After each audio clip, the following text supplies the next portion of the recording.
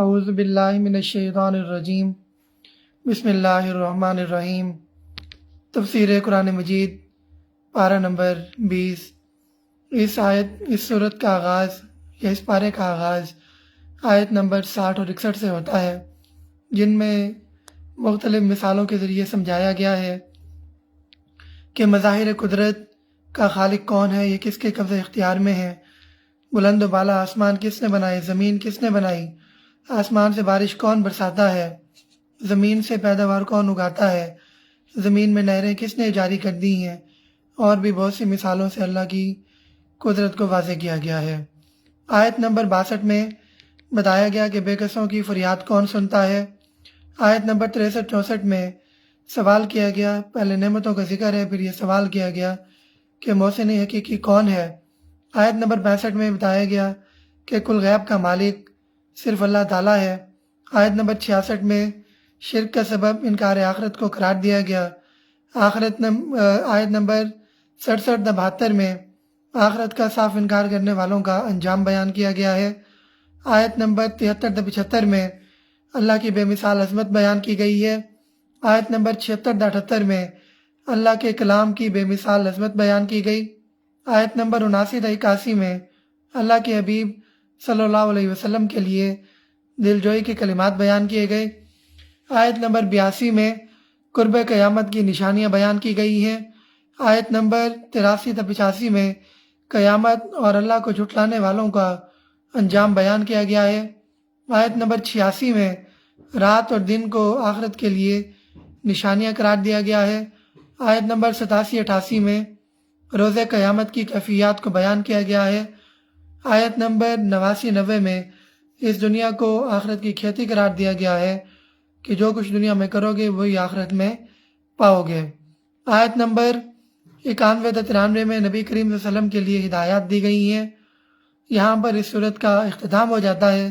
پھر سورۃ القصص شروع ہوتی ہے، جس میں حضرت موسیٰ علیہ السلام کی ایمان افروز داستان کا بیان کیا گیا ہے۔ پہلی 6 آیات میں اللہ رب العزت فرماتے ہیں کہ اللہ رب العزت مظلوموں کو غالب کر دیں گے۔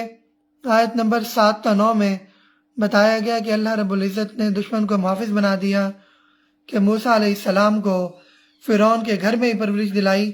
وہی فرعون جو لڑکوں کو قتل کر دیا کرتا تھا، اسی دشمن کے گھر میں موسیٰ کی اللہ نے پرورش کی، جو اللہ کی قدرت کا بہت بڑا معجزہ ہے۔ آیت نمبر 10-13 میں بتایا گیا کہ دشمن کے خرچے پر دشمن کے گھر میں موسیٰ علیہ السلام کی پرورش ہوئی۔ آیت نمبر 14 میں علم و حکمت اللہ کی عطا ہے، اللہ جس کو چاہے وہ خود دیتا ہے، کوئی اسے اپنی اختیار سے حاصل نہیں کر سکتا۔ آیت نمبر 15-17 میں موسیٰ علیہ السلام کے ہاتھوں قتل خطا کا واقعہ بیان ہوتا ہے۔ آیت نمبر 18-19 میں اس قتل خطا کا راز فاش ہوتا ہے۔ آیت نمبر 20-22 کے اندر حضرت موسیٰ علیہ السلام کا مدین میں بنا لینا، کہ جب یہ قتل ہو گیا، پھر فرعون مخالف تھا پہلے ہی، تو پھر موسیٰ علیہ السلام کو دوسرے ملک میں جانا پڑا۔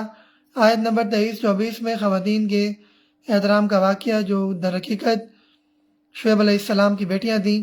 آیت نمبر 25-28 کے اندر موسیٰ علیہ السلام کی دعا کی قبولیت کا تذکرہ ہے۔ آیت نمبر 29-32 میں موسیٰ علیہ السلام پر ظہور نبوت کا تذکرہ آتا ہے۔ آیت نمبر 33-35 میں ہارون علیہ السلام کی نبوت کا تذکرہ آتا ہے۔ آیت نمبر 36-37 میں آل فرعون کی حق دشمنی کا تذکرہ آتا ہے۔ آیت نمبر 38-43 میں فرعون کا مکر و فریب اور اس کا برا انجام بیان کیا گیا۔ آیت نمبر 43 میں تورات کے محاسن بیان کیے گئے ہیں۔ آیت نمبر 44-46 میں گزشتہ واقعات کا بیان اس لیے کیا گیا تاکہ رسالت محمد صلی اللہ علیہ وسلم کا ثبوت دیا جا سکے۔ آیت نمبر 47-50 میں مشرکین مکہ کے بے بنیاد احزار کا بیان کیا گیا ہے کہ وہ در حقیقت حق کو قبول نہیں کرنا چاہتے تھے، اسی لیے جھوٹے عذر کرتے تھے۔ آیت نمبر 51-55 میں اہل کتاب کے لیے تحسین کی گئی ہے، ان کی توصیف کی گئی، ان کو بشارت دی گئی۔ آیت نمبر 55-56 کے اندر بتایا گیا کہ کسی کو ہدایت اگر دینی ہے تو اللہ رب العزت خود ہی دے سکتے ہیں، کسی اور کا یہ اختیار نہیں ہے، نبی کا کام حق پہنچا دینا ہے، ہدایت اللہ نے دینی ہے۔ آیت نمبر 57 تا 61 میں بتایا گیا کہ کیا توحید کا اقرار تباہ کر دے گا، اس کے بارے میں بتایا گیا۔ آیت نمبر 62 تا 66 میں روز قیامت مشرکین کی بے بسی اور ذلت کا تذکرہ کیا گیا ہے۔ آیت نمبر 67 میں مشرکین کے لیے فلاح کا راستہ بتایا گیا ہے کہ وہ سچی توبہ کر لیں تو اللہ تعالیٰ ان کو معاف کر دیں گے۔ آیت نمبر 68 تا 70 میں عظمت باری تعالیٰ کا بیان ہوتا ہے۔ آیت نمبر 71 تا 73 میں بتایا گیا کہ دن اور رات اللہ کی نعمتیں ہیں، دن کمانے کے لیے ہے، رات سکون کے لیے ہے۔ آیت نمبر 74-75 میں بتایا گیا کہ خود ساختہ معبود کسی کے کام نہیں آئیں گے۔ آیت نمبر 76-77 میں قارون جو موسیٰ علیہ السلام کی قوم میں سے تھا، اس کو اہل خیر نے نصیحت کی لیکن اس نے اس نصیحت کو نہیں مانا۔ آیت نمبر 78 میں یہ بتایا گیا کہ وہ اپنے ذاتی علم پر ناز کرتا تھا، بات کو ماننے سے انکار کر دیا اس نے۔ آیت نمبر 79-80 میں بتایا گیا کہ آخرت دنیا سے بہتر ہے اور اس کا تمہیں احساس آخرت کے اندر ہوگا جب روز قیامت، روز محشر، حساب کتاب کا میزان لگے گا۔ آیت نمبر 81-82 میں قارون کی عبرتناک بربادی کا تذکرہ آتا ہے۔ آیت نمبر 83 میں بتایا گیا کہ آخرت میں سرخرو کون ہوگا۔ آخرت میں اجر و ثواب ایسے لوگوں کے لیے ہے جو اللہ کے راستے پر چلنے والے ہیں۔ آیت نمبر 84 میں نیکی اور بدی کے فرق کا نتیجہ بیان کیا گیا۔ آیت نمبر 85 میں خدمت قرآن مجید کا صلہ بیان کیا گیا کہ جو لوگ قرآن کی خدمت کرتے ہیں، تبلیغ کے ذریعے، تقریر کے ذریعے، تحریر کے ذریعے یا کسی بھی ذریعے سے قرآن کا پیغام لوگوں تک پہنچاتے ہیں، ان لوگوں کو بہت اچھا صلہ دیا جائے گا۔ آیت نمبر 86-88 میں بتایا گیا کہ باطل کے ساتھ کبھی سمجھوتا نہیں ہو سکتا، باطل ہمیشہ الگ رہے گا، حق ہمیشہ الگ رہے گا۔ اس کے بعد سورہ عنکبوت کا آغاز ہوتا ہے۔ سورہ عنکبوت میں بتایا گیا کہ صرف کلمہ پڑھ لینے سے جنت نہیں ملے گی، باقی بھی جو آزمائشیں دین کے راستے میں، حق کے راستے میں آتی ہیں، ان پر بھی عمل پیرا رہنا ہوگا۔ آیت نمبر 5 تا 7 میں بتایا گیا کہ تربیت کے لیے سختی بھی ضروری ہے، نرمی بھی ضروری ہے۔ اسی طرح قرآن مجید میں اللہ رب العزت نے کہیں پر سختی کا اسلوب اختیار کیا ہے تو کہیں پر نرمی کا اسلوب اختیار کیا ہے۔ آیت نمبر 8 تا 9 میں والدین کی طرف سے شرک، کہ یہ مسئلہ ان لوگوں کے لیے ہے جن کے والدین مشرک ہوتے ہیں، ان کو شرک پر مجبور کرتے ہیں۔ والدین سے حسن سلوک ضرور کریں لیکن دین کے معاملے میں شرک یا شریعت کی کسی نافرمانی پر مجبور کریں تو اب ان کی بات نہیں مانی جائے گی بلکہ دین کی بات مانی جائے گی۔ اس کے بعد آیت نمبر 10-11 میں یہ بتایا گیا کہ اللہ رب العزت روز قیامت یہ واضح فرما دیں گے کہ کون مومن ہے اور کون منافق، یہ تمام لوگوں کے سامنے واضح ہو جائے گا۔ آیت نمبر 12-13 کے اندر بتایا گیا ہے کہ نوجوانوں کے لیے کافر بزرگوں کا ادب کرنا ضروری ہے لیکن ان کے راستے پر چلنا گناہ ہے، ان کے راستے پر نہیں چلا جائے گا۔ آیت نمبر 14-15 میں نوح علیہ السلام کی استقامت کا تذکرہ ہے۔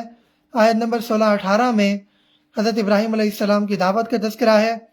آیت نمبر 19-23 کے اندر تمام انسانوں کے لیے درس عبرت قرآن مجید بھیجا گیا ہے، اس پر عمل کرنا ہے۔ آیت نمبر 24-27 میں ابراہیم علیہ السلام پر انعامات کا تذکرہ کیا گیا ہے۔ آیت نمبر 28-35 میں لوط علیہ السلام کی قوم کی خباثت اور ان کا انجام بیان کیا گیا۔